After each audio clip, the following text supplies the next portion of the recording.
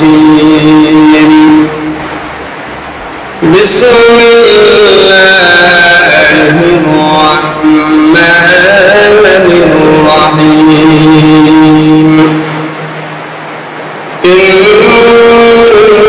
الله يأمر بالعدل والإحسان وإيتاء ذي القربى وينهى عن الفحشاء والمنكر والبغي يعظكم لعلكم تذكرون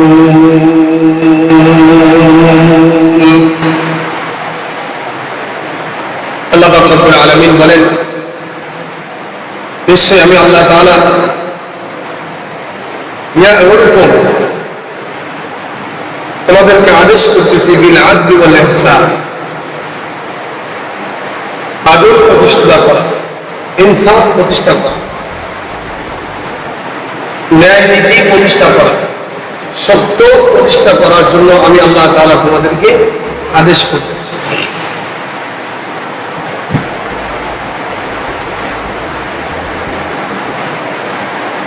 বর্তমান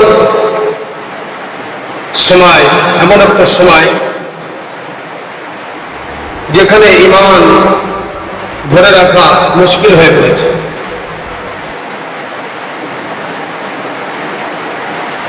আর এই পরিস্থিতিতে হায়াতের জিন্দেগি থেকে মৃত্যু অনেক ভালো, তবে এটা ইচ্ছাকৃত ভাবে মৃত্যু নয়, কারণ আত্মহত্যার কোন বিধান শরিয়াতে নাই। যদি কোনো ব্যক্তি ইচ্ছাকৃত ভাবে মৃত্যুবরণ করে, জান বের করে দেয়, তো এটাকে বলা হয় আত্মহত্যা, যেটা শরিয়াতে হারাম। এই জঘন্য অপরাধ করার কোন ক্ষমতা মানুষকে দেওয়া হয় না। তবে রাসূল নবী সাল্লাল্লাহু আলাইহি ওয়াসাল্লাম বলেন, এমন দৃশ্য চোখে আসার আগেই, সমাজে এমন দৃশ্য প্রতিষ্ঠিত হওয়ার আগেই তোমার জীবন দিয়ে হলেও, মৃত্যুকে আলিঙ্গনের মাধ্যমে হলেও, শাহাদাতের মাধ্যমে হলেও তুমি এই দৃশ্যগুলো সমাজে প্রকাশিত হতে দিও না। যদি রাসূল নবী সাল্লাল্লাহু আলাইহি ওয়াসাল্লাম মুসনাদ আহমদে হাদিসের ভিতরে বলেছেন, এমন ৬টা জঘন্য অপরাধ আছে, এমন ৬টা জিনিস আছে যেই জিনিস দুনিয়ায় প্রতিষ্ঠিত হওয়ার আগেই এই মানুষ তুমি মৃত্যু সফল করো। কারণ ওই সময়টা এমন একটা সময়, যে সময় তোমার দুনিয়ায় বেঁচে থাকার চেয়ে মৃত্যু তোমার কাছে শ্রেয়। মৃত্যু তোমার কাছে অনেক ভালো, কারণ ওই সময় যখন এসে পড়বে তখন তুমি তোমার ঈমান নিয়ে দুনিয়ায় বেঁচে থাকতে পারবে না। ভালো মানুষ দুনিয়ায় ঈমান নিয়ে বেঁচে থাকতে পারবে না। এমন ৬টা জঘন্য অপরাধের কথা রাসূল নবী সাল্লাল্লাহু আলাইহি ওয়াসাল্লাম হাদিসে পাকের ভিতরে বর্ণনা করেছেন। এই ৬টা অপরাধ যখন দুনিয়ার ভিতরে চলে আসবে, সমাজের ভিতরে চলে আসবে, তখন ওই সমাজের ভিতরে ভালো মানুষ বেঁচে থাকতে পারবে না তাদের ঈমান নিয়ে। ওই সময় আসার আগেই তুমি তোমার মৃত্যু সফল করো, তুমি দুনিয়ার থেকে চলে যাও। আল্লাহর কাছে দোয়া করো, আল্লাহ এই জিনিসগুলো যখন চলে আসছে, আমি দুনিয়ায় আর থাকতে চাই না, তুমি আমাকে নিয়ে যাও, মৃত্যু সফল করো। এমন ৬টা অপরাধের কথা হাদিসে পাকের ভিতরে রাসূল নবী সাল্লাল্লাহু আলাইহি ওয়াসাল্লাম বলেছেন। এই ৬টা অপরাধ যখন জগতের ভিতরে, মহল্লার ভিতরে, দেশের ভিতরে, কোন এলাকার ভিতরে প্রতিষ্ঠিত হয়ে যাবে, তখন ওই এলাকার ভিতরে কোনো ভালো মানুষ, কোনো সম্মানিত ব্যক্তি, শিক্ষিত মানুষ কেউ ওখানে তার ঈমান নিয়ে বেঁচে থাকতে পারবে না। এই জন্যই রাসূল নবী সাল্লাল্লাহু আলাইহি ওয়াসাল্লাম বলেন, ওই জঘন্য অপরাধ দুনিয়ায় প্রতিষ্ঠিত হতে তোমরা দিবে না। তোমাদের জীবনের বিনিময় হলেও ওই জঘন্য অপরাধগুলিকে দমন করার জন্য শাহাদাতের মৃত্যু যদি আলিঙ্গন করতে হয়, শহীদের সঙ্গে শাহাদাতের সঙ্গে যদি আলিঙ্গন করতে হয়, শাহাদাতের মৌতের মাধ্যমে হলেও তোমরা তোমাদের জীবনের মাধ্যমে হলেও ওই ৬টা অপরাধ তোমরা জগতের ভিতরে প্রতিষ্ঠিত হতে দিও না। তার ভিতরে এক নম্বর হলো ইমরাতুস সুফাহা।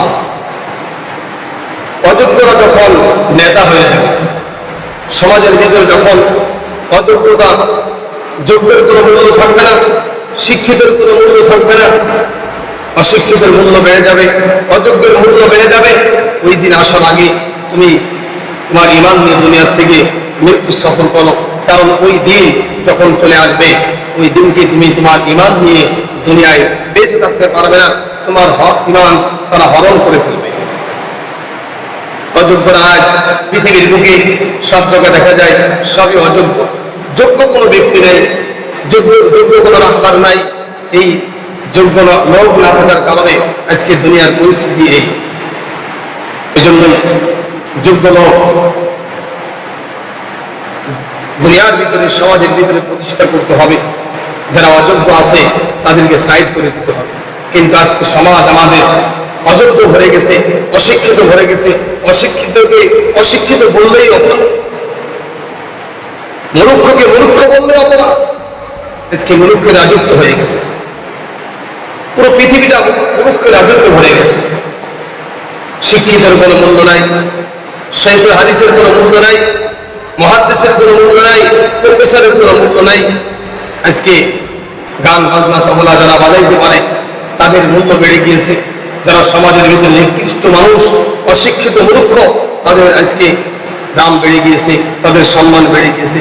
আর শিক্ষিত মানুষ দাঁড়িয়ে অশিক্ষিত মানুষকে সেলুট করা লাগে, সালাম করা লাগে, সম্মান করা লাগে। আজকে সমাজটা কোথায় চলে গেছে? এই জন্য রাসূল নবী সাল্লাল্লাহু আলাইহি ওয়াসাল্লাম বলেন যে 6 জিনিস আসার আগেই তোমরা মৃত্যু সফর করো। তার ভিতরে প্রথম নম্বর হলো ইমরাতুস সুফাহা। অযোগ্য ব্যক্তি যোগ্যতার সিহারে বসার আগে, অযোগ্য ব্যক্তির নেতৃত্ব আসার আগেই তোমরা মৃত্যু সফর করো। কারণ ওই সময় যখন অযোগ্যরা, অশিক্ষিতরা যখন চেয়ারে বসবে, যখন বিচারের চেয়ারে বসবে, তখন তাদের কাছ থেকে ন্যায় বিচার আশাই করা যায় না। তারা নিজেদের পক্ষপাতিত্ব করবে। আল্লাহ পাক রব্বুল আলামিন ঘোষণা করেন, ইয়া আইয়ুহাল্লাযীনা আমানু কুনু কাওয়ামিনা লিল্লাহি শুহাদাই বিল কিসতি ওয়া লা ইয়াজরিমান্নাকুম শানাআনু কওমিন আলা আল্লা তা'দিলু ই'দিলু হুয়া আকরাবু লিত-তাকওয়া। যে তোমরা হে ঈমানদার বলেরা, যারা আমি আল্লাহ পাক রব্বুল আলামিনের পরে ঈমান গ্রহণ করেছো, কুনু কাওয়ামিনা, তোমরা হয়ে যাও আল্লাহর জন্য সাক্ষী। যদি তোমাকে সাক্ষী দিতে হয় তাহলে আল্লাহর জন্য সাক্ষী দিবে, সত্য সাক্ষী দিবে, ন্যায় প্রতিষ্ঠা করবে।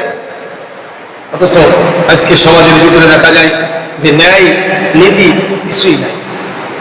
কারণ অযোগ্যরা চেয়ারে বসে আছে, অযোগ্যরা ক্ষমতার চেয়ারে বসে আছে, মূর্খরা ক্ষমতার চেয়ারে বসে আছে। শিক্ষিত লোক দাঁড়িয়ে অশিক্ষিত মূর্খরে কি করা লাগে? সালাম করা। সমাজের ভিতরে একজন চেয়ারম্যান, তিনি অশিক্ষিত, একজন মেম্বার, তিনি অশিক্ষিত, একজন মন্ত্রী, সে অশিক্ষিত। অথচ সে টাকার লোভে, টাকার ক্ষমতার লোভে সে আজকে এই চেয়ারে বসেছে, মেম্বারের চেয়ারে বসেছে, এমপি মন্ত্রীর চেয়ারে বসে আছে। অথচ একজন শিক্ষিত পুলিশ বা একজন শিক্ষিত আর্মি, র্যাব যে বাহিনীগুলো আছে, এরা ওই অশিক্ষিত মূর্খ করে সালাম করে লাগছে, সম্মান করে লাগছে। আজকে সমাজটা কোথায় চলে গেছে? এই জন্যই রাসূল নবী সাল্লাল্লাহু আলাইহি ওয়াসাল্লাম বলেন, 6 জিনিস আসার আগেই তোমরা মৃত্যু সফর করো। 2 নম্বর, বাহিনী যখন সমাজে বেড়ে যাবে।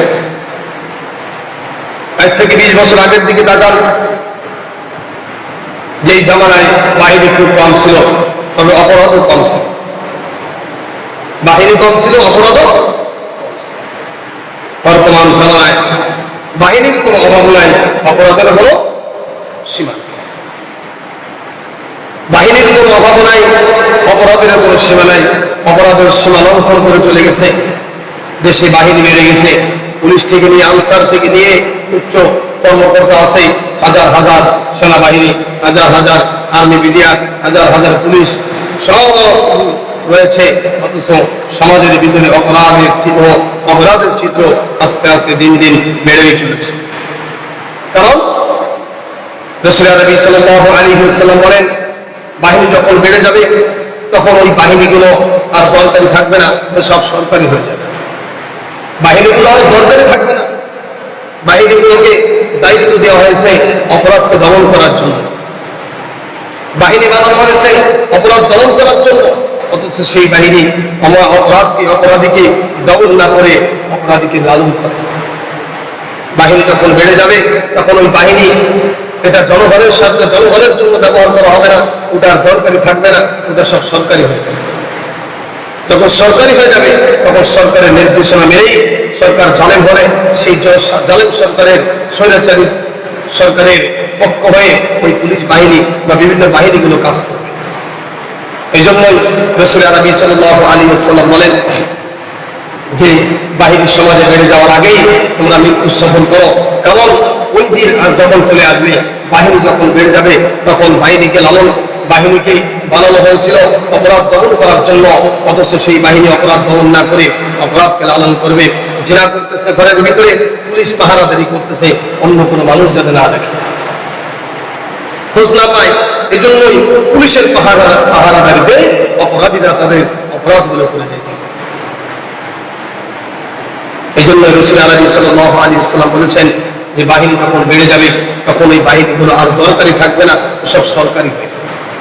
তখন মানুষের উপকারের জায়গায় তারা মানুষের উপর নির্যাতন করবে, উপকারের জায়গায় মানুষকে গুলি করে করে মারবে, গুম করে হত্যা করবে, বিনা অপরাধে তাদেরকে শাস্তি দিবে। যখন এই বাহিনীগুলো বেড়ে যাবে, আজকে সমাজের দিক দেখান, আমাদের দেশে বাহিনীর কোনো অভাব নাই, তার অপরাধের কোনো সীমা নেই। অনেক বাহিনী হয়েছে আর অপরাধের জগতে তারা এরকম ভাবে সীমা লঙ্ঘন করে চলে যাচ্ছে, চলছেই, অথচ তাদেরকে ধরার মতো কেউ নাই। 3 নম্বর,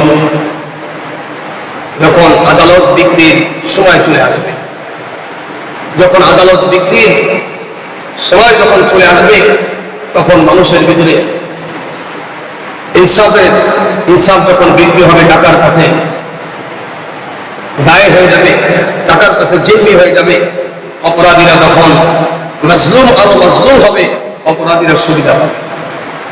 যখন সমাজের ভিতরে ন্যায় থাকবে না, নীতি থাকবে না, ইনসাফ প্রতিষ্ঠা থাকবে না, ইনসাফ থাকবে না, সত্য সাক্ষী থাকবে না, মিথ্যার পরে প্রতিষ্ঠিত থাকবে, তখন ওই সমাজের ভিতরে, ওই সমাজে বেঁচে থাকার থেকে একজন ইমানদার, একজন মুমিনের ওই সমাজে বেঁচে থাকার থেকে মরে যাওয়া, মৃত্যু সফর করা অনেক ভালো। আমার মুসলমান ভাইরা, একথা আল্লাহর হাবিব রাসূল আরবি সাল্লাল্লাহু আলাইহি ওয়াসাল্লাম বলেন, 6 জিনিস আসার আগে মুমিন তোমরা মৃত্যুর সফর করো। ওই 6 জিনিস যখন সমাজে প্রতিষ্ঠিত হয়ে যাবে, ওই 6 জিনিস যখন সমাজের ভিতরে, এলাকার ভিতরে, দেশের ভিতরে প্রতিষ্ঠিত হয়ে যাবে, অযোগ্যরা যখন নেতৃত্ব পাবে, অযোগ্যরা যখন ক্ষমতার চেয়ারে বসবে, মূর্খ শিক্ষকরা যখন চেয়ারে বসবে, ক্ষমতার চেয়ারে, তখন দেশের ভিতরে শান্তি থাকবে না, অশান্তি বিরাজ করবে, শান্তি চলে যাবে, আল্লাহর রহমত চলে যাবে। ওই দিন আসার আগে মুমিন তুমি তোমার মৃত্যু সফর করো। 2 নম্বর বলা হয়েছে, যখন দেশের ভিতরে বাহিনী বেড়ে যাবে, বাহিনী তৈরি করা হয়েছিল, বাহিনী নিয়োগ দেওয়া হয়েছিল, প্রতি বছর হাজার হাজার বাহিনী নিয়োগ দেওয়া হয়েছে, বাহিনী নিয়োগ দেওয়া হয়েছে। বাহিনী নিয়োগ দেওয়ার কারণ হলো সমাজের ভিতরে অপরাধকে দমন করার জন্য। অথচ মুসলমান ভাইরা, একটু লক্ষ্য করে দেখি, সমাজের ভিতরে পুলিশ বাহিনী বেড়ে গেছে, অপরাধের জগতে বেড়ে গেছে, আর এই পুলিশ বাহিনীর পাহারাদারিতে অপরাধীরা অপরাধ তাদের উপর চলে যাচ্ছে। যে খুনি সে আরো খুন করতেছে, যে মাজলুম সে আরো মাজলুম হচ্ছে, যে জালেম সে সুবিধা পাচ্ছে। ইনসাফ না থাকার কারণে, ইনসাফ দুনিয়ার ভিতরে, দেশের ভিতরে, মহল্লার ভিতরে না থাকার কারণে আজকে অপরাধীরা অপরাধ করেও সুবিধা পাচ্ছে, আর জালেম সুবিধা পাচ্ছে, মাজলুম দিন দিন আরো মাজলুম হচ্ছে। জাস্টিস তাকি উসমানী দামাত বারাকাতুহু, যিনি পুরো পৃথিবীটাকে 3 বার সফর করেছেন, তিনি তার সফর নামায় লিখেছেন, জাতির কাছে পেশ করেছেন, সারা দুনিয়াকে সফর করে যে সারা পৃথিবী সব দিক দিয়ে উন্নত হয়েছে, অর্থের দিক দিয়ে উন্নত হয়েছে, রাষ্ট্রের দিক দিয়ে উন্নত হয়েছে, কিন্তু বিচারের দিক দিয়ে এই জাতি এখনো অনেক নিচে রয়ে গেছে। কারণ আজকে সমাজের ভিতরে অপরাধ করেও তারা দিব্যি দ্বারা এরকম ভাবে সমাজে বুক ফুলিয়ে হাঁটতে পারে, কার অপরাধ করে নাই। নিরপরাধ ওলামায়ে কেরামদেরকে, নিরপরাধ রাজনৈতিকদেরকে ধরে ধরে তারা এরকম ভাবে জেলখানার ভিতরে আবদ্ধ করে রাখতেছে। আর যারা জালেম অত্যাচারী, খুনি, জিনাকার, তারা সমাজের ভিতরে বুক ফুলিয়ে হেঁটে বেড়াইতেছে, চলতেছে। কারণ সমাজের ভিতরে ন্যায় নাই, সমাজের ভিতরে ইনসাফ নাই, সমাজের ভিতরে এরকম ভাবে সত্য সাক্ষীদাতা নাই। আজকে যদি কেউ সত্য দেখে, কোনো কিছু দেখার পরেও যদি অপরাধীরা জানতে পারে যে আমার অপরাধের খবর অমুক জেনে গেছে, তখন তাকে এসে তাকে টাকা দিয়ে কেনার জন্য চেষ্টা করে। যদি সে তার নীতির উপরে প্রতিষ্ঠিত থাকে, তাহলে তাকে হত্যা করে দুনিয়ার থেকে চিঠি বিদায় করে দেওয়া হয়, যাতে সে তার অপরাধের জগতে আরো বেশি করে অপরাধ করতে পারে, তাকে কেউ ধরতে না পারে, তার বিরুদ্ধে কেউ সাক্ষী না দিতে পারে, ওই সাক্ষীটাকে দুনিয়ার থেকে শেষ করে। এটাই হলো আজকে সমাজের চিত্র। ডাক্তার জাস্টিস তাকি উসমানী দামাত বারাকাতুহু সারা পৃথিবীকে 3 বার সফর করেছেন, সারা পৃথিবীর প্রত্যেকটা আদালত দেখেছেন। তিনি পাকিস্তানের সরকারি শরিয়াতের আদালতের বিচারপতি ছিলেন, তিনি বিচার করেছেন। তিনি সফর করে জাতির কাছে একটা সফরনামার ভিতরে তিনি লিখেছেন যে তিনি যখন কানাডায় সফর করেন তখন তিনি বসে আছেন, তার কাছে একটা পত্রিকা আসছেন, পত্রিকার ভিতরে একজন জালেম তিনি ডিভিশন কামনা করেছেন। একজন জালেম সে ডিভিশন কামনা করেছে। জালেম কেমন জালেম? এই জালেম 17টা কিশোরীকে তার ইজ্জত লঙ্ঘন করেছে এবং সেই কিশোরীদেরকে হত্যাও করেছে। এক তো অপরাধ জিনা করেছে, দ্বিতীয় অপরাধ হলো সেই মেয়েদেরকে সে হত্যাও করে ফেলেছে। উন্নত জাতি, উন্নত রাষ্ট্রের উন্নত জিনিসের কারণে হয়তো সে অপরাধ ধরা পড়ে গেছে, কারণ অল্প সময়ের ভিতরে পুলিশ হাজির হয়ে যায়, কারণ বাহিনী বেড়ে গিয়েছে। এখন ধরা পড়ে গেছে তার অপরাধের জগতে যখন সে অপরাধ ধরা পড়ে গেছে, তখন তাকে যখন এরকম ভাবে আদালতে উঠানো হয়েছে, আদালতে সাধারণ যে আদালত, মানুষের প্রচলিত যে আদালত, এই আদালতে সাক্ষী প্রমাণের ভিত্তিতে তাকে 25 বছরের জেল দেওয়া হয়েছে। 25 বছরের জেল দেওয়া হয়েছে। অথচ আল্লাহ পাক রব্বুল আলামিন কোরআনের কারীমের ভিতরে বলেছেন, কোন বিবাহিত পুরুষ এবং বিবাহিত মহিলা যদি জিনা করে তাহলে তাকে সঙ্গে সার করে দাও, আর যদি অবিবাহিত হয় তাকে 80 দুর্গা মারো। এটা হলো শরীয়তের বিধান। যদি সে চুরি করে তার হাত কেটে দাও, যদি সে হত্যা করে, গুম করে, তাকে এরকম ফাঁসির কাছে প্রকাশ্যে ফাঁসি দিয়ে জনসম্মুখে এরকম ভাবে সবার জনসম্মুখে এই ফাঁসির কাজটা রায় করে ফাঁসি দিয়ে এই অপরাধের জগতে তালা মেরে দেওয়া, যাতে করে একটা বিচার দেখে সারা পৃথিবীর মানুষ, সারা এলাকার মানুষ, সারা দুনিয়ার মানুষ, সারা দেশের মানুষ একটা অপরাধের শাস্তি দেখে যাতে সমস্ত মানুষ ভয় পেয়ে যায় যে না, এই অপরাধ করা যাবে না, যদি এই অপরাধ করি তাহলে এই অপরাধের শাস্তি আমাকে দিতে হবে। অথচ সাধারণ নিয়মে তাকে 25 বছরের জেল দেওয়া হয়েছে। এখন যেই কিশোরীগুলাকে জিনা করে হত্যা করে ফেলেছে, বাদীরা তার কাছে আসছে, বলছেন যে ঠিক আছে, আমাদের কন্যাদেরকে তো মেরেই ফেলেছো, তবে কোথায় তাদের লাশগুলোকে দাফন করেছো একটু দেখিয়ে দাও। ঠিক তখন তাদের কাছে দাবি করলেন যে আমি লাশ দেখাই দিতে পারি, কবর দেখাই দিতে পারি, তবে 1 লক্ষ টাকা আমাকে দেওয়া লাগবে। দুই দেশের যে প্রচলিত 1 লক্ষ দিরহাম দিনার, এটা আমাকে দেওয়া লাগবে, তাহলে আমি কবর দেখাই দেব। তখন এই জালেম তাদের কাছ থেকে 17 জন বাদীর কাছ থেকে $17 লক্ষ নিয়ে 17টা কবর দেখিয়ে দিয়ে যখন তিনি টাকার মালিক হয়েছে, তখন সরকারের কাছে তিনি ডিভিশন কামনা করেছে। কি ডিভিশন কামনা করেছে? ডিভিশন হলো যে আমি একজন সম্মানিত ব্যক্তি, একজন ধনী ব্যক্তি, একজন ভালো মানুষ, এই খাবার আমার জন্য মানায় না, এর থেকে উন্নত খাবার আমাকে দেওয়া লাগবে। আমাকে যেখানে রাখা হয়েছে এই বাসস্থান আমার জন্য উপযুক্ত নয়, এর থেকে ভালো বাসস্থান আমাকে দেওয়া লাগবে। তখন এই পত্রিকা দেখে ডক্টর তাকি উসমানী দামাত বারাকাতুহুম তিনি আফসোস করে বলেছেন, হায়ের জাতি, যেই দেশে তিনি এই পত্রিকা যখন পড়তেছিলেন তখন সাংবাদিকরাও বলেছিলেন যে এই জালেম ডিভিশন পেয়ে যাবে, এই জালেম ডিভিশন পেয়ে যাবে। দেখা গেছে এই জালেম শেষ পর্যন্ত ডিভিশন পেয়ে গেছে। এই ঘটনা শুধু আমেরিকায় বা কানাডার ভিতরে নয়, আমাদের বর্তমান সোনার বাংলাদেশের ভিতরে এই অপরাধগুলো দেখা যাইতেছে। যদি কোনো সম্মানিত ব্যক্তি, ধনী ব্যক্তি অথবা কোনো ধনাত্ম ব্যক্তির, ক্ষমতাশালী ব্যক্তির কোনো সন্তান বা কোনো ব্যক্তি যদি এরকম ভাবে অপরাধ করে যদি ধরা পড়ে যায়, তাকে জেলখানার এসি ধরে রাখা হয়, ভালো উন্নত মানের খাবার দেওয়া হয়, মদ খাইতে দেওয়া হয়, সিগারেট বিড়ি খাইতে দেওয়া হয়।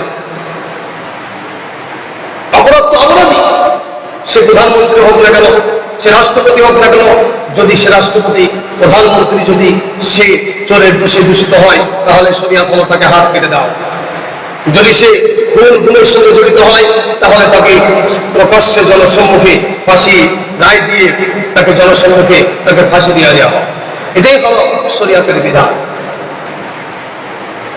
আজকে ইনসাফ না থাকার কারণে, সত্য প্রতিষ্ঠিত না থাকার কারণে, ইনসাফ না থাকার কারণে আজকে সমাজের ভিতরে দিন দিন দিন দিন ক্ষমতাশালীরা এরকম ভাবে অপরাধ তাদের আরো বাড়তেছে, আর বাহিনীগুলো এই অপরাধে দমন না করে তাদেরকে লালন করতেছে। কারণ বাহিনীগুলো আর এখন দরকারি নাই, বাহিনীগুলো সব সরকারি হয়ে গেছে। আল্লাহ নবী বিশ্বনবী মুহাম্মদ রাসূলুল্লাহ সাল্লাল্লাহু আলাইহি ওয়াসাল্লামের জামানায় তার নিজের মেয়ে হযরত ফাতিমা জোহরা রাদিয়াল্লাহু তাআলা নামে আরেকজন মহিলা তিনি চুরি করেছে।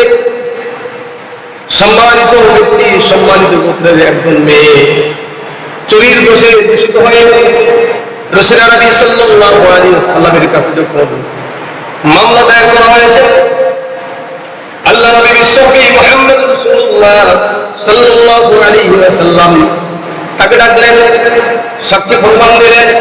সাক্ষী হয়ে গেল, মহিলার হাত কাটা হবে, অপরাধ সাব্যস্ত হয়ে গেছে, তার হাত কেটে ফেলে দেওয়া হবে। গোত্রের লোকেরা চিন্তা করলো, অমুক এমপির ছেলে, এমপির মেয়ে, তার যদি হাত কেটে দেওয়া হয় সমাজের ভিতরে একটা কেমন যেন দেখা যায়। সমাজের ভিতরে এই কাজটা করা যাবে না। অমুক গোত্রের লোক, সম্মানিত গোত্রের লোক, আরব দেশের সবচেয়ে সম্মানিত ব্যক্তি, সম্মানিত গোত্রের লোক হল কুরাইশ বংশ। এই কুরাইশ বংশের একজন মেয়ে চুরি করেছে, তার অপরাধ সাব্যস্ত হয়েছে, রায় হয়ে গেছে, তার হাত কেটে ফেলতে হবে। সমাজের লোকেরা চিন্তা করলো, এলাকার ভিতরে চিন্তা করলো, আমাদের মাতবারের ছেলে, আমাদের মাতবারের মেয়ে, অথবা আমাদের মেম্বারের ছেলে, মেম্বারের মেয়ে, অথবা চেয়ারম্যানের ছেলে, চেয়ারম্যানের মেয়ে, অথবা এমপি মন্ত্রীর ছেলে, এমপি মন্ত্রীর মেয়ে, রায় হয়ে গেছে, তার হাত কেটে ফেলতে হবে। কারণ শরিয়াত হলো অপরাধ যেই হোক না কেন, অপরাধ যখন করবে তাকে শাস্তি পেতেই হবে।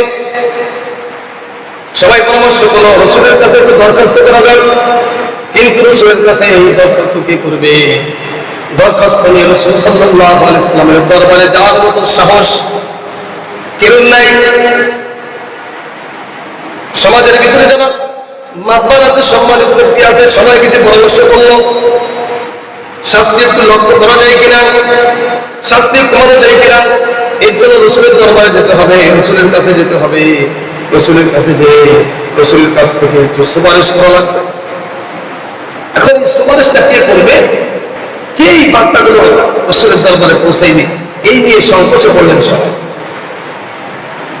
তখন সবাই চিন্তা করলেন রাসূলের পালক পুত্র যায়েদ, যার কথা রাসূল সাল্লাল্লাহু আলাইহি ওয়াসাল্লাম সবসময় শোনেন। সবাই মিলে যখন সিদ্ধান্ত নিলেন যে একমাত্র রাসূলের কাছে এই প্রস্তাবটা, রাসূলের কাছে একটা দরখাস্ত পাঠানো যায় একমাত্র যায়েদের মাধ্যমে। যায়েদ যদিও রাসূলের পালক পুত্র ছিলেন, রাসূল যায়েদকে অনেক মহব্বত করতেন, ভালোবাসতেন। এই জন্য যায়েদ রাদিয়াল্লাহু তাআলা কে রাসূলের দরবারে পাঠাইলেন একটু দরখাস্ত করার জন্য, শাস্তিকে লক্ষ্য করার জন্য, হাত না কাটার জন্য। রাসূল আরবি সাল্লাল্লাহু আলাইহি ওয়াসাল্লামের কাছে যখন এই খবর গেলেন, রাসূল খুব রাগান্বিত হয়ে গেলেন। রাসূল বলেন, আল্লাহু ইয়া'মুরু বিল আদলি ওয়াল ইহসানি ওয়া ইতা'i যিল কুরবা ওয়া ইয়ানহা 'আনিল ফাহশা'i ওয়াল মুনকার। যায়েদকে লক্ষ্য করে বলেন, যায়েদ চলো, আল্লাহর নবী বিশ্বনবী মুহাম্মদ রাসূলুল্লাহ সাল্লাল্লাহু আলাইহি ওয়াসাল্লাম সাহাবীদেরকে লক্ষ্য করে খুতবা দিলেন। আর আয়াতে কারিমা তেলাওয়াত করে বললেন, আমার সাহাবীরা শোনো, আল্লাহ পাক রব্বুল আলামিন আমাকে আদেশ করেছেন, ইন্নাল্লাহা ইয়া'মুরুকুম বিল আদলি ওয়াল ইহসান ওয়া ইতা'i যিল কুরবা ওয়া ইয়ানহা 'আনিল ফাহশা'i ওয়াল মুনকার। আল্লাহ পাক রব্বুল আলামিন আমাকে ইনসাফ কায়েম করার জন্য, ন্যায় প্রতিষ্ঠা করার জন্য, সত্যকে প্রতিষ্ঠা করার জন্য আমাকে আল্লাহ পাক রব্বুল আলামিন পাঠিয়েছেন।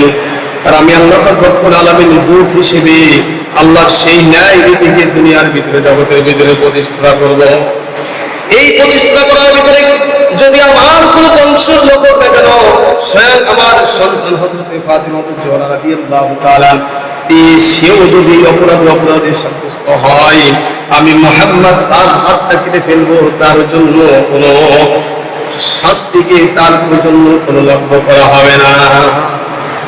আমার মুসলমান ভাইরা, সমাজের দিকে তাকাইলে দেখা যায় একজন ক্ষমতাশালী ব্যক্তি, একজন ধনাঢ্য ব্যক্তির সন্তান যদি অপরাধ করে, ওই অপরাধটাকে ধামা চাপা দেওয়ার জন্য, মাটি চাপা দেওয়ার জন্য বহু প্রকার কৌশল অবলম্বন করা হয়।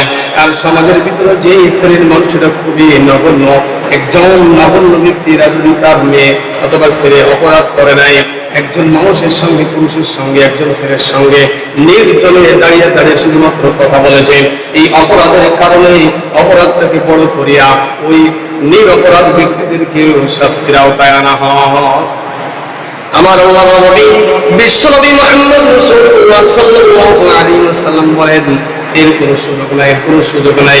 আল্লাহ রাসূল বলেন, অপরাধ যদি আমার সন্তান করে থাকে, তাকেও আমি আল্লাহর বিধান অনুযায়ী শাস্তি প্রয়োগ করব। অপরাধ যেই করুক না কেন, অপরাধ তো অপরাধ। দেশের প্রধানমন্ত্রী যদি কোনো অপরাধ করে চুরির দোষে সাব্যস্ত হয়, তাকে হাত কেটে দেওয়া হবে। এই রাষ্ট্রপতিও যদি এরকম ভাবে চুরির দায়ে, যদি চুরির অপরাধে যদি অপরাধী হয়, তার হাতটা কেটে দেওয়া হবে। যতই বড় লোক হোক না কেন, কোনো সদস্য যতই সম্পদশালী হোক না কেন, এটা যদি গুম খুনের সঙ্গে তাকে জড়িত হয়, তাকে এরকম ভাবে প্রকাশ্যে শাস্তি দেওয়া হবে, তাকে প্রকাশ্যে ফাঁসির কাস্তি দিয়ে বা ফাঁসির রায় দিয়ে শাস্তি দেওয়া হবে। আবার যদি কোনো ব্যক্তি জিনার দোষে সাব্যস্ত হয়, আল্লাহর বিধান হলো তাকে সঙ্গে সার করে দুনিয়ার থেকে চির বিদায় করে দেওয়া হয়। এটাই ছিল রাসূলের আদর্শ, এটাই ছিল রাসূলের ইনসাফ, এটাই ছিল রাসূলের। এই জন্য রাসূল আরবি সাল্লাল্লাহু আলাইহি ওয়াসাল্লাম বলেন যে ৬টা অপরাধ দুনিয়ার সাব্যস্ত হওয়ার আগেই, ৬টা অপরাধ দুনিয়ার ভিতরে, দেশের ভিতরে প্রতিষ্ঠিত হওয়ার আগেই মুমিন তুমি মৃত্যুর সফর করো, মৃত্যুর কামনা করো, দুনিয়ার থেকে চলে যাও। কারণ ওই সময় আসলে তুমি তোমার ঈমান নিয়ে দুনিয়ায় বেঁচে থাকতে পারবে না, ঈমান নিয়ে আমল করতে পারবে না। কারণ তোমার উপরে দোষ সাব্যস্ত করা হবে, তুমি অপরাধী নয়, তোমাকে অপরাধ সাব্যস্ত করে দেওয়া হবে, তোমাকে শাস্তির আওতায় আনা হবে। ওই দিন আসার আগে মুমিন তুমি মৃত্যু সফর করো। কারণ ওই দিন আসলে দুনিয়ার চিত্র ভালো থাকবে না, দুনিয়ার ভালো মানুষ আর ভালো থাকতে পারবে না, সব খারাপে পরিণত হয়ে যাবে। সবাই যখন বেইনসাফি কাজ করবে, সবাই যখন এরকম ভাবে বেইনসাফি কাজ করবে, তখন ভালো মানুষের বেঁচে থাকার চেয়ে মরে যাওয়া অনেক ভালো। রাসূল সাল্লাল্লাহু আলাইহি ওয়াসাল্লাম বলেছেন যে ৩ নম্বর হলো বেচা কেনার, যখন আদালত বিচার বিভাগ যখন টাকার বিনিময়ে বিক্রি হবে, তখন অপরাধীরা অপরাধ করার জন্য সুযোগ পাবে, আর অপরাধীরা নির্বিচারে তারা এরকম ভাবে জেল খাটবে, তাদেরকে বন্দী করে রাখা হবে। ওই দিন আসার পূর্বে মুমিন তুমি মৃত্যু সফর করো। ৪ নম্বরে রাসূল আরবি সাল্লাল্লাহু আলাইহি ওয়াসাল্লাম বলেন, মানুষের রক্তের দাম যখন কমে যাবে, আজকে মানুষের রক্তের কোনো দাম নাই। রক্তের সম্পর্কের কোনো দাম নাই, রক্তের কোনো দাম নাই। রাসূল আরবি সাল্লাল্লাহু আলাইহি ওয়াসাল্লাম বলেন রক্তের দাম, রক্ত যখন সস্তা হয়ে যাবে, রক্তের দাম যখন কমে যাবে, যেই দেশের ভিতরে পাখির রক্তের দাম আছে, যেই দেশের ভিতরে কুকুরের রক্তের দাম আছে, যেই দেশের ভিতরে পশু পাখির রক্তের দাম আছে, ওই দেশের ভিতরে মানুষের রক্তের কোনো দাম নাই। যদি মানুষের রক্তের কোনো দাম থাকতো, মানুষের রক্তের যদি দাম থাকতো, পীরখানায় হাজার হাজার মানুষদেরকে শহীদ করা হতো না। 13 সালে হেফাজতে ইসলামের কর্মীদেরকে এরকম ভাবে গুলি করে করে তারা মারত না। এই যে ছাত্র আন্দোলনের ভিতরে জালেম সরকার, স্বৈরাচারী সরকার এরকম ভাবে জুলুম নির্যাতন করে পাখির মতন গুলি করে করে মানুষের রক্তকে জমিনে ছড়াইতে পারত না। যেই জমিনটাকে, যেই দেশটাকে স্বাধীনভাবে স্বাধীন করা হয়েছে রক্তের বিনিময়, 30 লক্ষ রক্তের বিনিময়, 30 লক্ষ শহীদের বিনিময়, রক্তের বিনিময়, যেই দেশের পতাকাকে লাল সবুজের মাঝখানে লাল রং দিয়ে রঞ্জিত করা হয়েছে, সেই লাল সবুজের পতাকাকে পুনরায় আবার 2024 সালে রক্তের দ্বারা আবার কেন রঞ্জিত করা হলো, কেন রাঙানো হলো? তাহলে দেশের ভিতরে আজ রক্তের কোনো দাম নাই, রক্ত সস্তা হয়ে গেছে, মানুষের রক্তের দাম নাই। একজন মানুষের যে কোনো কারণে গাড়ি অ্যাক্সিডেন্ট করে একজনের একটা কুকুর মারা গেছে, কুকুরের মালিক ওই গাড়িওয়ালার নামে মামলা দায়ের করেছে, বিচার হয়েছে, ওই গাড়ির মালিককে, গাড়ির ড্রাইভারকে ফাঁসি দেওয়া হয়েছে। অথচ দেশের ভিতরে নির্বিচারে নিরপরাধে গুলি করে করে মানুষকে হত্যা করা হয়, এই জমিনে তার বিচার হয় না। এই জন্য রাসূল বলেছেন ওই দিন আসার আগে তুমি মৃত্যুর সফর করো, কারণ ওই দিন যখন এসে যাবে তোমার রক্তের কোনো দাম থাকবে না, তোমার কোনো মূল্য থাকবে না, তোমাকে পাখির মতন গুলি করে মারা হবে, পাখির রক্তের দাম থাকবে, তোমার রক্তের কোনো দাম থাকবে না, কুকুরের রক্তের দাম থাকবে, তোমার রক্তের দাম থাকবে না।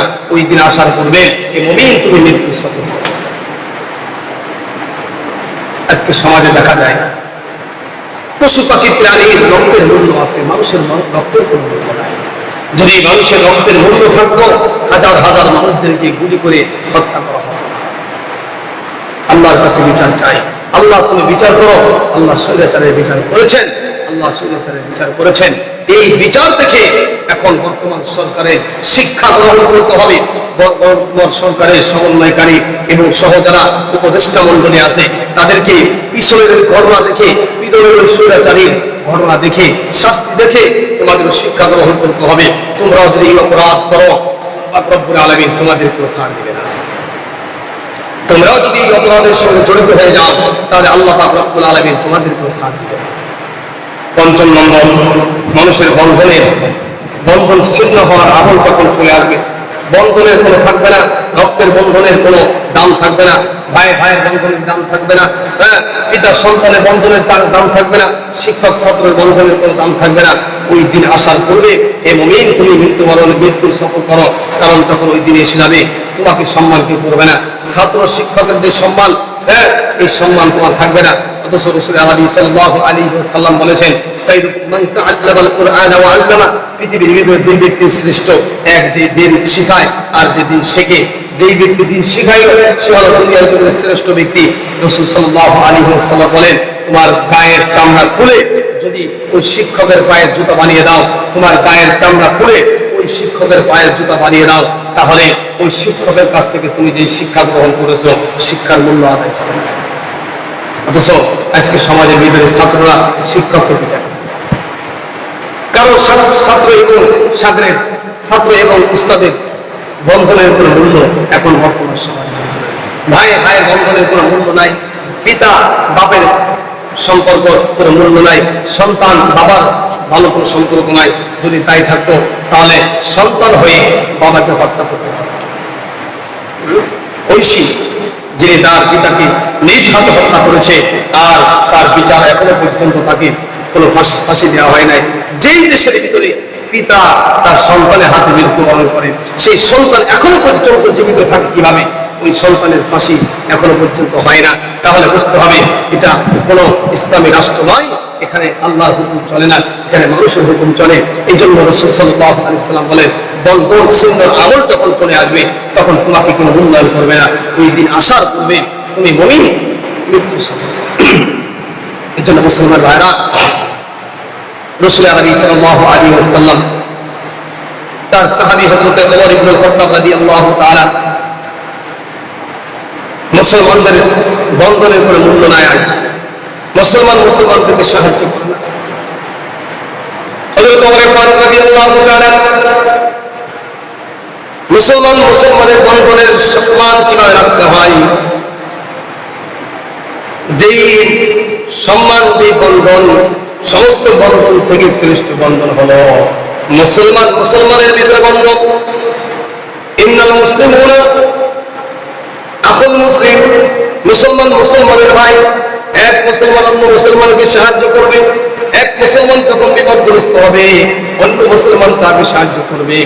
এক মুসলমান যখন বিপদে পড়বে অন্য মুসলমান তাকে সাহায্য করবে। এটাই হলো মুসলমানের বন্ধন। আজকে মুসলমানের বন্ধনের কোনো দাম নাই। হযরত ওমর ফারুক রাদিয়াল্লাহু তাআলা তার সন্তান আব্দুল্লাহ ইবনে ওমর রাদিয়াল্লাহু তাআলা পিতাকে ডাকতে বলতেছেন, পিতা শুনেন, আমার মনের ভিতরে একটা জিনিস ঘুরপাক খাইতেছে। আপনি মুসলমান, আমিও মুসলমান, এই জন্য ওই শিশু সন্তান এখনো পর্যন্ত হয় নাই, কিন্তু যদি আপনি মুসলমান না হতেন আমি আপনার সন্তান মুসলমান হয়ে যেতাম, আর দুই গ্রুপের পক্ষে যদি যুদ্ধের ময়দানে উপস্থিত হতাম। আপনি কাফেরদের বিরুদ্ধে যুদ্ধ করেন, আমি মুসলমানের পক্ষে যুদ্ধ করি। যুদ্ধ করতে করতে করতে করতে দুই ছেলে বাপ যদি একত্রিত হয়ে যেতাম। আব্দুল্লাহ ইবনে ওমর রাদিয়াল্লাহু তাআলা পিতা হযরত ওমর ফারুক রাদিয়াল্লাহু তাআলাকে ডাকে বলতেছেন, বাবারে, যদি আমরা দুইজন যুদ্ধ করতে করতে একত্রিত হয়ে যেতাম, আর একত্রিত হয়ে যাওয়ার পরে আমি সন্তান হয়ে কিভাবে পিতার গলায় ছুরি চালাইতাম? আমি যুদ্ধের ময়দানে পিতাকে হত্যা করতে পারতাম না। ওমর ফারুক রাদিয়াল্লাহু তাআলা মুস্কি হাসলেন আর বললেন, সন্তান, কাজটা যদি উল্টো হতো, আমি ওমর ফারুক রাদিয়াল্লাহু তাআলা মুসলমান আর তুমি আমার সন্তান হয়ে যদি কাফের হতে, তুমি কাফেরদের পক্ষে নিয়ে যুদ্ধ করো, আমি মুসলমানের পক্ষে নিয়ে যুদ্ধ করছি। যুদ্ধ করতে করতে করতে করতে যখন আমি আর তুমি একত্রিত হয়ে যেতাম, তোমার কাজটা যেরকম তুমি বলছো যে আমি পিতাকে হত্যা করতে পারতাম, আমি সন্তান হয়ে পিতাকে হত্যা করতে পারতাম না। ওমর ফারুক রাদিয়াল্লাহু তাআলা বলেন, এর উল্টা যদি হতো, আমি মুসলমানের পক্ষে যুদ্ধ করতেছি, তুমি কাফেরদের পক্ষে, দুইজন যখন একত্রিত হয়ে যেতাম, ওমর ফারুক রাদিয়াল্লাহু তাআলা একটা গর্জন মেরে বললেন, ওই ময়দানের ভিতরে আমি সন্তানের দিকে তাকাইতাম না। আমি ওমর ফারুক রাদিয়াল্লাহু তাআলা কাফের ভেবে আমার সন্তানকে নিজ হাতে হত্যা করবেন। এটাই ছিল মুসলমানের বন্ধন। আজকে মুসলমানের কোনো বন্ধনের কোনো দাম নাই। পিতা সন্তানের বন্ধনের কোনো মূল্য নাই। ছাত্র শিক্ষকের কোনো মূল্য নাই। ছাত্রের পীর এবং ছাত্রদের সম্পর্কের বন্ধনের কোনো মূল্য নাই। সন্তান বাবার বন্ধনের কোনো মূল্য নাই। রাসূল আরবি সাল্লাল্লাহু আলাইহি ওয়াসাল্লাম বলেন, ওই বন্ধন ছিন্ন হওয়ার আসার আগে ও মানুষ, তুমি দুনিয়া থেকে চলে যাও, মৃত্যু সবর করো, কারণ ওই দিন আসলে তোমাকে কেউ সম্মান করবে না, তোমার বন্ধনে কোনো মূল্য থাকবে না। দুনিয়ায় ঈমান নিয়ে বেঁচে থাকা তোমার জন্য মুশকিল হয়ে যাবে। 6 নম্বর, আলেমদের মূল্য থাকবে না।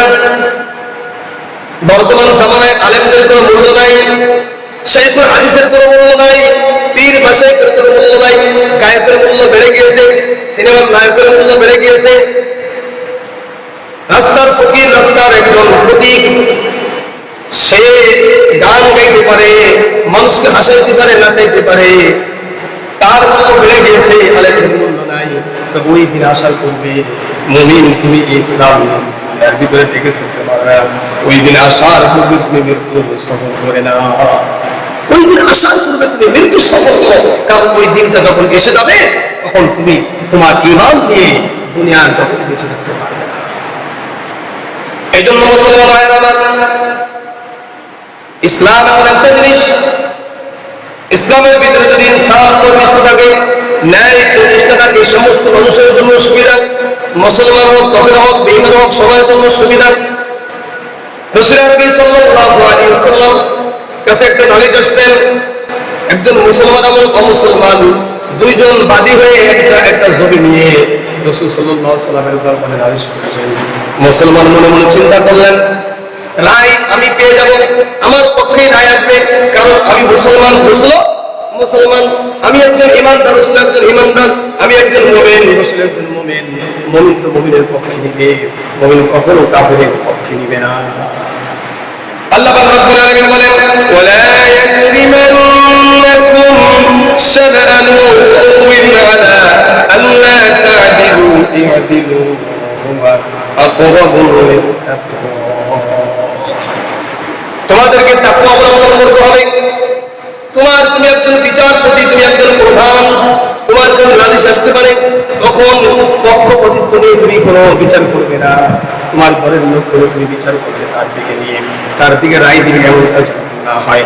আল্লাহ পাক রব্বুল আলামিন রাসূলকে সতর্ক বলে দিলেন, হে নবী শোনেন, আপনি যখন বিচার করবেন, বিচার যখন এক পাশে না হয়, আপনার ঘরের লোক, আপনার বংশের লোক, আপনার মুসলমান সাহাবীদের পক্ষের লোক বলে আপনি কিন্তু রায় তাদের পক্ষে দিবেন না, সঠিক যেটা রায় সেটার পক্ষে আপনি রায় দিবেন। রাসূল আরবি সাল্লাল্লাহু আলাইহি ওয়াসাল্লাম দরবারে যখন এই নালিশ করলেন, রাসূল সাল্লাল্লাহু আলাইহি ওয়াসাল্লাম সাক্ষী প্রমাণের ভিত্তিতে ওই কাফেরের পক্ষে রায় দিয়ে দিলেন। মুসলমানেরা পছন্দ করলেন না। ওমর ফারুক রাদিয়াল্লাহু তাআলা দরবারে গেছেন, ওমর, আমি পুনরায় তোমার কাছে বিচার দিলাম, রাসূল মুসলমান, আমি একজন মুসলমান, রাসূল আমার পক্ষে রায় না দিয়ে একজন কাফেরের পক্ষে রায় দিয়েছেন, আমি রাসূলের রায় মানি না। ওমর ফারুক রাদিয়াল্লাহু তাআলা ছিল সেরকম, তিনি ঘরের ভিতরে গেলেন, অস্ত্র আনলেন, আবার বললেন, কে বিচার করেছে প্রথম? কয় মুহাম্মদ রাসূলুল্লাহ সাল্লাল্লাহু আলাইহি ওয়াসাল্লাম বিচার করেছেন। ওই বিচারটা আমার পছন্দ হয় নাই, কারণ রাসূল বিচার করেছেন, রায় দিয়েছেন ওই কাফেরের পক্ষে, আমি মুসলমান, আমার পক্ষে রায় দেই নাই। আল্লাহর নবীর সাহাবী হযরত ওমর ফারুক রাদিয়াল্লাহু তাআলা তরবারি দিয়ে ওই লোকটার গর্দানকে খণ্ডিত করে ফেলেছে। যখন দেশের ভিতরে ঘোষণা হয়ে গেল মুসলমান, হযরত ওমর একটা মুসলমানকে হত্যা করে ফেলেছে, আল্লাহর নবী বললেন, না, মুসলমান একজন ন্যায় এবং অন্যায়ের ভিতরে পার্থক্য করেছেন। আল্লাহ পাক রব্বুল আলামিন রাসূল আরবি সাল্লাল্লাহু আলাইহি ওয়াসাল্লামকে আদেশ করেছেন, ইন্নাল্লাহা ইয়া'মুরুকুম বিল আদলি ওয়াল ইহসান। সমাজের ভিতরে, দেশের ভিতরে, এলাকার ভিতরে ন্যায় প্রতিষ্ঠা করো, সবার জন্য সুবিধা হয়ে যাবে। যখন ন্যায় প্রতিষ্ঠা হবে, মুসলমান, কাফের, বেঈমান সবাই এক প্রকার যখন ন্যায় পাবে, এক প্রকার বিচার পাবে, বিচার যখন ন্যায় বিচার পাবে, তখন সমাজের ভিতরে শান্তি শৃঙ্খলা বজায় থাকবে, শান্তি ফিরে আসবে, আল্লাহর রহমত নাযিল হবে। আর দেশের ভিতরে তখন নীতি উঠে যাবে, ন্যায় থাকবে না, ইনসাফ থাকবে না, দেশের ভিতরে এরকম ভাবে নৈরাজ্য সৃষ্টি হবে। সমাজের ভিতরে বাপ ছেলেকে সম্মান করবে না, শিক্ষক ছাত্রকে সম্মান করবে না, ছাত্র শিক্ষককে সম্মান করবে না, একজন আরেকজনকে সম্মান করবে না, শিক্ষিত মানুষকে অশিক্ষিত সম্মান করবে না, অশিক্ষিত লোকেরা শিক্ষিত মানুষকে সম্মান করা লাগবে। যখন ইনসাফ দেশের ভিতরে থেকে বিলুপ্ত হয়ে যাবে, এই জন্য আমাদের কাজ হলো দেশের ভিতরে ইনসাফ প্রতিষ্ঠা করা, ন্যায় প্রতিষ্ঠা করা, উভয়ের কথা শুনে তখন সঠিক সিদ্ধান্ত দেওয়া, টাকার কাছে আমার ইমামকে বিক্রি না। আজকে সমাজের ভিতরে মাতবাড়িরা যখন মাতবাড়ি করে বিচার করে, তখন যে 500 টাকা থেকে একজন 500 টাকা দিয়েছে আর একজন 600 টাকা দিয়েছে, 600 টাকার প্রতি টাকার অঙ্ক বেশি যেদিকে আসে ওই দিকে রায়টা দিয়ে দেয়। আল্লাহ আমাদের সকলকে হেফাজত করেন। আল্লাহ রব্বুল আলামিন আমাদের দেশকে শান্তি করে দিন। দেশের যে কাজগুলো যারা করতেছে শৃঙ্খলা বজায় রেখে আমাদের দেশের ভিতরে ন্যায় প্রতিষ্ঠা অতি তাড়াতাড়ি যারা মাজলুম রয়েছে, আল্লাহ তাআলা মাজলুমকে হেফাজত করেন, জালেমের হাত থেকে হেফাজত করেন।